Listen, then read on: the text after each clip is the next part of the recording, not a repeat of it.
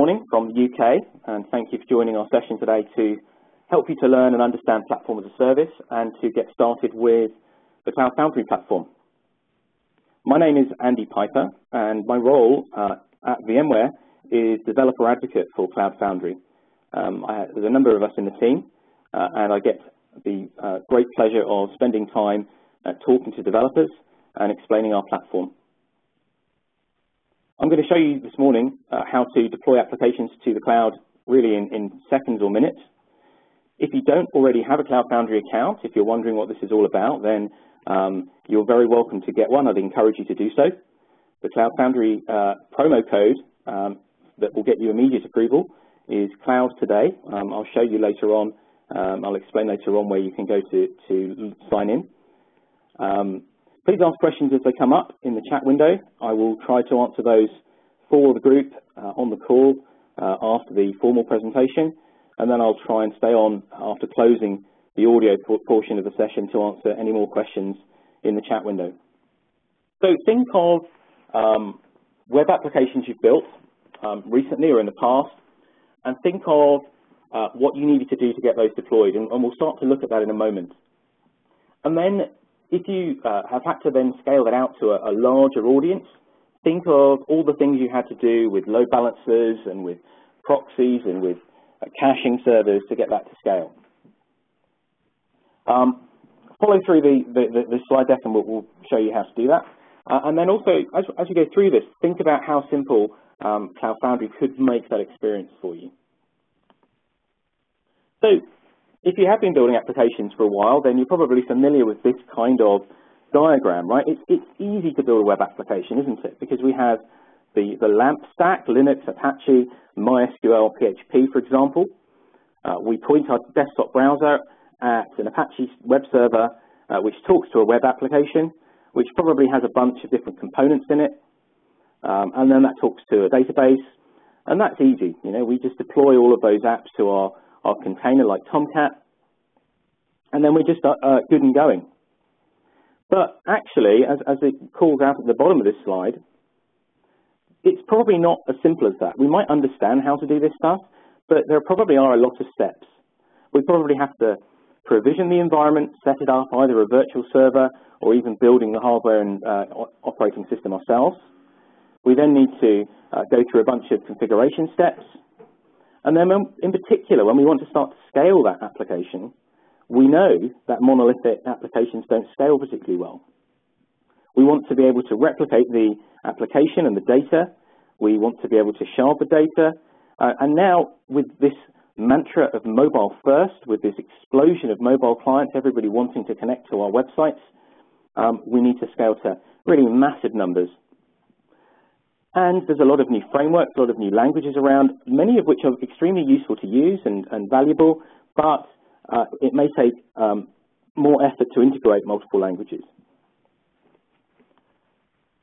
In particular, as I say, this need for scalable architecture is really important.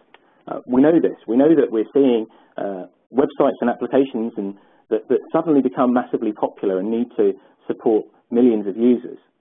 And that has a couple of implications. At the application tier, we need to think about replicating, we need to think about clustering. We want to make our applications much more modular than I've just shown, so that each individual component can be scaled separately. And we also know that a very valuable model is to build our applications to be asynchronous, so that the individual components can communicate via a message broker, for example. That's one of the keys to scalability. And then at the database tier, well, we already have a range of new kinds of database appearing. We've got NoSQL databases appearing. The databases where we don't deal with relationships between things, we just deal with the things. We deal with collections of things. And at that same database tier, we want to be able to replicate and separate data out for performance. And in fact, if we were to take apart a modern application, it may well look something much more like this. So we can see here we've got the same components, in this particular case, an accounting service, inventory service, and shipping service, but they might be running separately in their own containers on separate hosts. They might be using different data sources. One, for example, might use a relational database like MySQL. Another one might want to use something more modern like Mongo. We want to be able to allow them to communicate through a messaging service, something like RabbitMQ, which is very popular.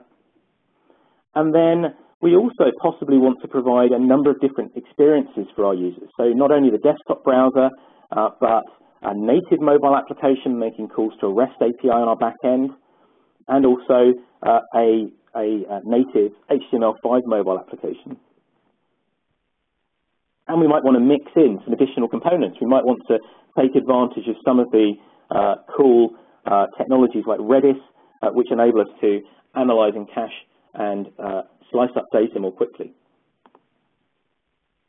So we believe that this notion of platform as a service is the solution to many of these pains and delivers the ability to create this kind of application much more easily. It's going to provide us, and I'm going to demonstrate this today, the ability to very quickly deploy these kinds of applications, to manage those applications and scale them up and down just with a couple of commands. And also, within the platform, we're going to provide services like databases and messaging, which enable application developers to just get on with their work, not have to worry about building too much additional middleware infrastructure. So we're in the next layer up from what is known as infrastructure as a service. We're not talking about bare metal and operating system containers. We're talking about providing all of the things that we need to deploy and provision these applications. And what if, instead of all of that complexity we've just seen, it was as simple as a few commands, targeting a particular cloud instance, then simply pushing our code that we've written, we've tried out locally, adding any services we need, like the databases and the messaging, and then when we suddenly become, the next hot thing in the App Store, we can simply scale out our back-end instances by adding additional services.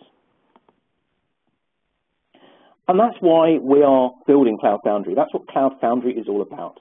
Cloud Foundry is an open platform as a service, and I'll explain what that means as we go through. Very important as well here, the notion that we are not locking you into a single cloud. CloudFoundry.com is not the only Cloud Foundry. Cloud Foundry, because it's being developed in the open, is being extended and used by many different vendors and many different organizations. So you're not locked in to either through using private APIs that make your application hard to port, or from having only one vendor providing this kind of infrastructure. So we believe this is a really great platform for the cloud era.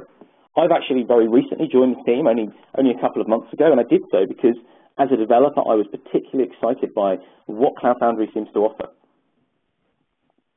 So it's simple. I can simply write my code, Ruby, Java, Node, JavaScript, whatever. I don't have to worry about configuring lots of middleware, creating messaging servers, building database tables. We're not locked into the specific cloud. We're also not locked into particular frameworks. This is extensible. So this stuff is being developed in the open on GitHub, and people have been, and we'll look at this, adding additional frameworks that we weren't providing initially. And Cloud Foundry is open source and was open source from the very first day that it started being developed. All of the code is available on GitHub. There is a very transparent development process. You can see exactly what the team is doing, what features are coming in next, and you can make all of those requests very easily. And it's very flexible. It's extremely easy to deploy and scale applications. I know I keep saying that. I will demonstrate it as well. And we know that new things come along, new databases come along, new technologies come along, and that's why we're building this in the open, and that's why we're making it extensible so that these things can be added very easily as we go forward. So we really divide up this platform into three things. The cloud itself, the PaaS, and we can target that using a command. We also have frameworks, application frameworks, which enable us to build our applications. So when I say that, we're talking about things like Ruby, Sinatra, Node.js, etc. And then we also have the services, the databases, and so on. So if you were to visit cloudfoundry.com today, you can actually get a free account and get instant approval to use it and try it out. We're in beta. It's a free service at the moment, and we said we'll announce pricing this year for the full service. And what we have up there, running on VMware infrastructure, are a number of frameworks, including Java, Spring, Rails, Ruby, Node, Scala, Push, Play, I beg your pardon, Play, and a range of services, so Rabbit, Mongo, Redis, MySQL, Postgres, etc. And you can start deploying applications and trying that out. Another really cool thing that we'll briefly look at this morning, and I think a very important differentiator from other cloud providers, is that all of those frameworks and services can also be provided in a virtual machine that you can download and run on your machine. I've got it running right here on my laptop today, this morning, and I can push applications into that virtual machine. It's like a micro, it's literally a micro cloud. All of that stuff that's on cloudfoundry.com running locally on my local machine, so that if I don't want to put my code in public initially, I want to test locally. If I'm on a train, I'm disconnected from the internet, and I want to be able to test and try out my application, I can run that. It's a virtual machine. It's a few gigabytes download, and then you can just run that in VMware Fusion or VMware Workstation or the free VMware Player.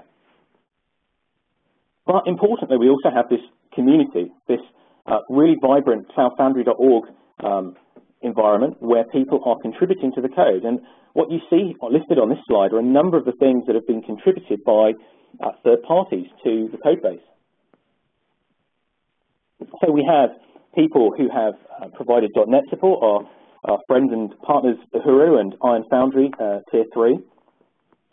We have folks who've added PHP, Python, and other things. We've got on the right-hand side a number of the services that have been added. For example, Uhuru offer on their .NET-based cloud, Microsoft SQL Server is one of the options for the database.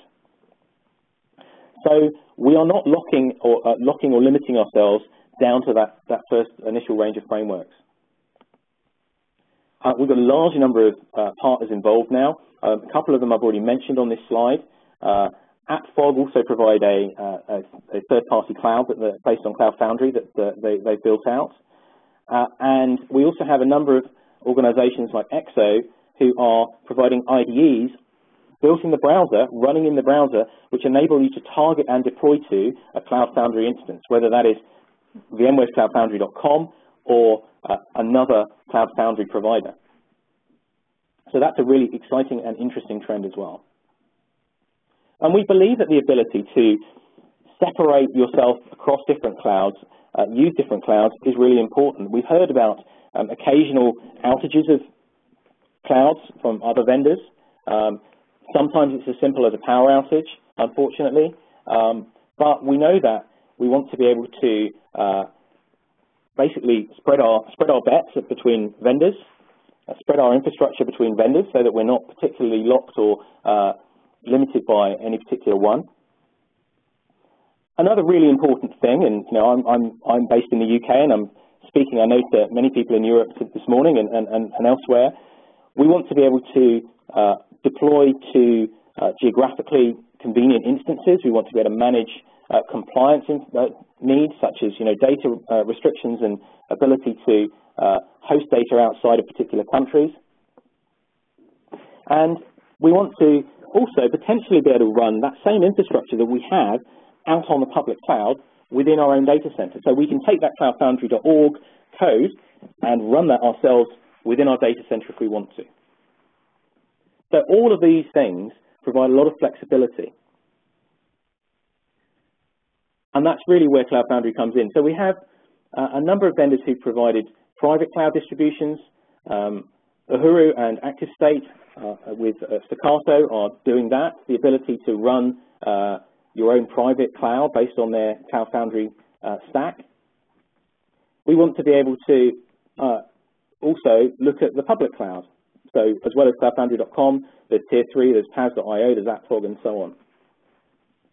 And the other interesting thing is, I mentioned choice and the ability to spread between vendors and so on. Well, Cloud Foundry doesn't just run on VMware virtualization. I won't go into it in too much detail this morning because this is an introductory discussion, but because of the way that Cloud Foundry is built, it's completely agnostic of the infrastructure underneath it. So we have people who are running it on the open source OpenStack virtualization.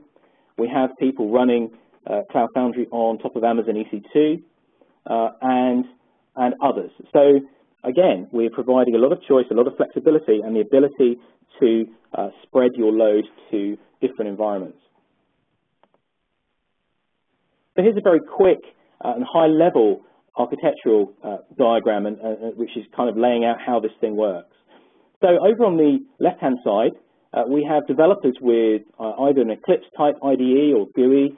SpringSource from VMware has the SpringSource tool suite, which is a very cool Eclipse-based IDE, or using command line tools, or using some other plugins.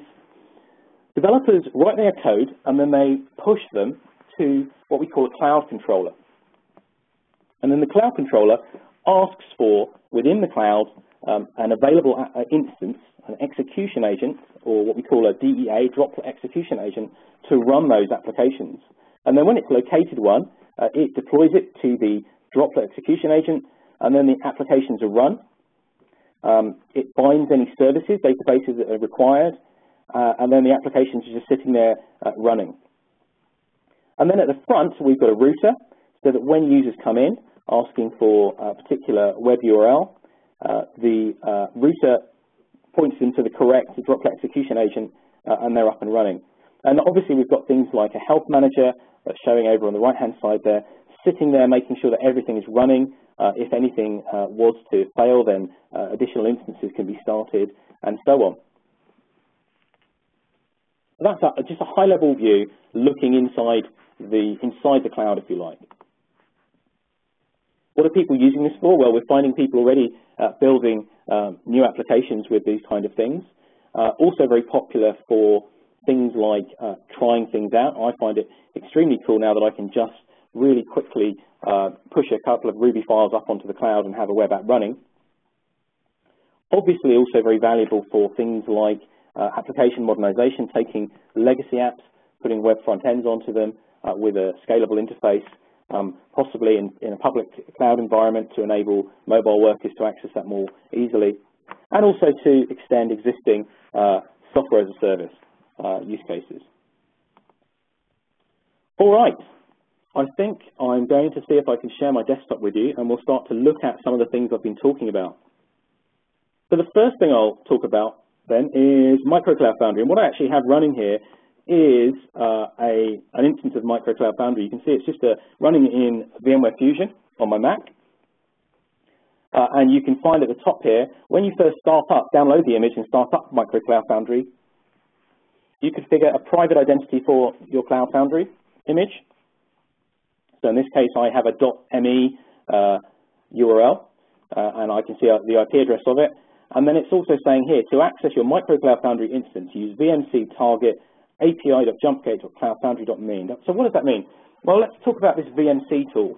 VMC is the command line tool for administering Cloud Foundry. So if I come across here to my command window and type VMC, it's going to say, oh, you've got to give me some commands. Okay, VMC info. So VMC is showing me that I'm connected currently to api.cloudfoundry.com, but I can equally well do VMC target api.jumpgate.foundry.me, and then VMC login.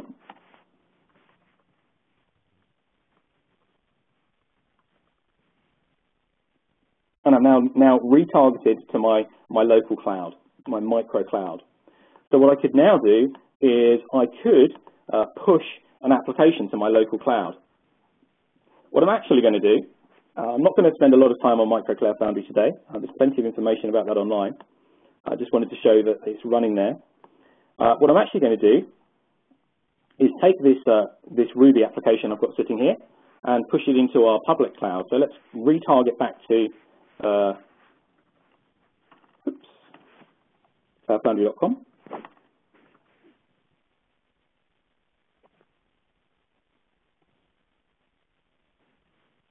VMC login.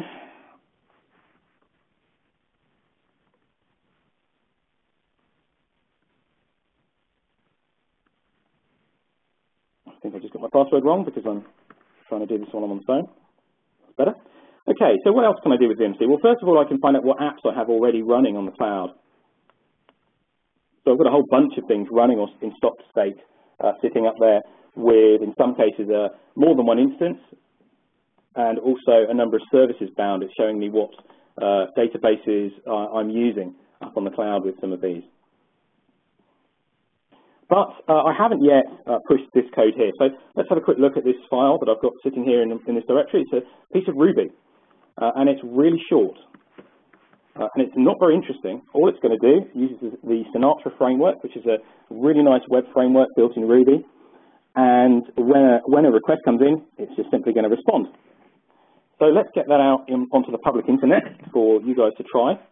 All I need to do is simply type VMC push. And VMC says, would you like to deploy from here? Yes, I would. I need to give my application some kind of name.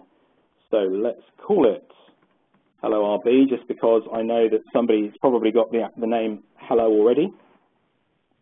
And it's detecting the framework I'm using. It knows that this is a Sinatra application. So I say yes, that's fine. Just answer all of the prompts. I don't need any services, I don't need a database for this.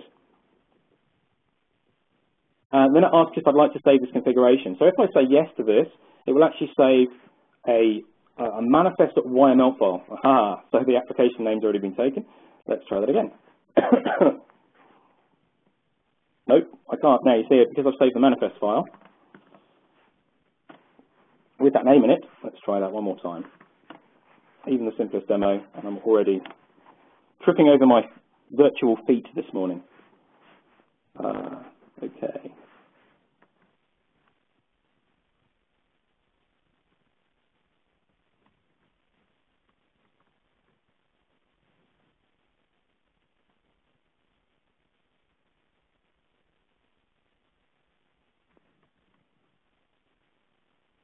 That's better.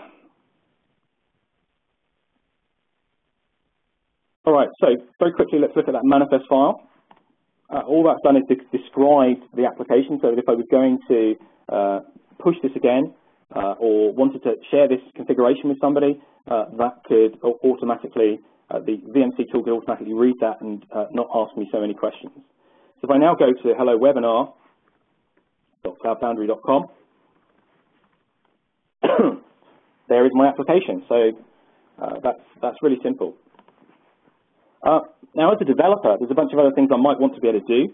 So I can, for example, type VMC logs against my Hello Webinar application.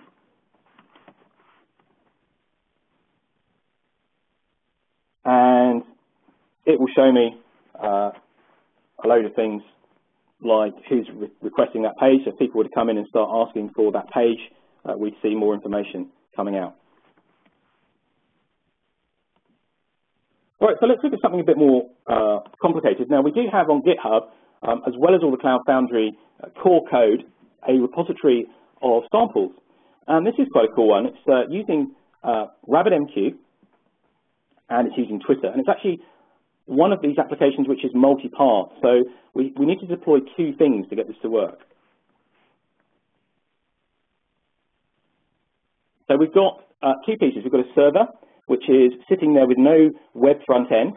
It's searching Twitter for references to cloud, and then it's pushing that data to a RabbitMQ queue.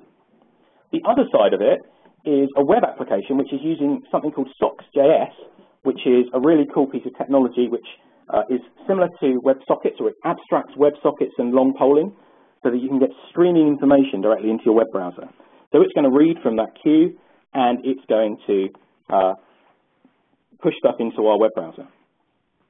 So let's go ahead and push these two applications as well.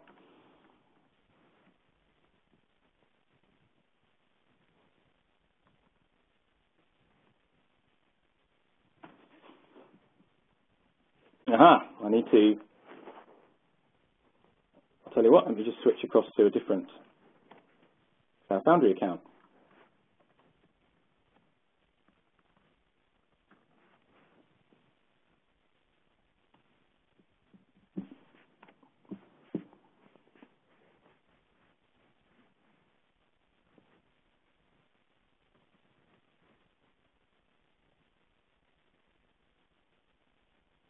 and as it does this, it's actually creating services. So this one is actually, the manifest file was already there for this, so it didn't ask me what services it wanted to create. So if I look in that manifest file, it says at the bottom here that it's creating a RabbitMQ service for me. So if I now type VMC apps, we're going to get a different list because I'm logged in as a different user onto cloudfoundry.com, but we can see that T2 Rabbit is up there and running, and it has a Twitter Rabbit service running against it. Okay, then we need to deploy the other part of the application, Rabbit to socks. And in this case, it's actually using Node. I still need to give this a name because we haven't got a name in the file.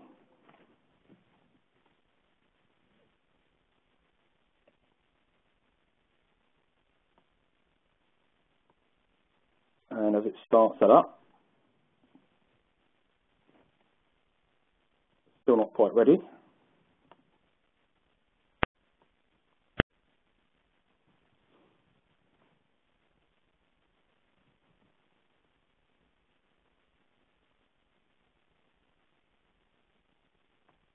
And there we go. Hopefully we're now up and running. Let's have a look. So nothing's, it says Twitter search results in the tab, but right now we don't actually have any data coming through, so we need people on Twitter to start talking about clouds.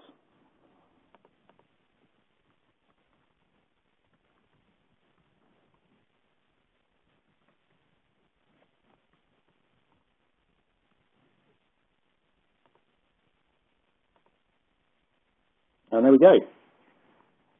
We're starting to get stuff come through, and hopefully it will pick up the one I just tweeted quite quickly.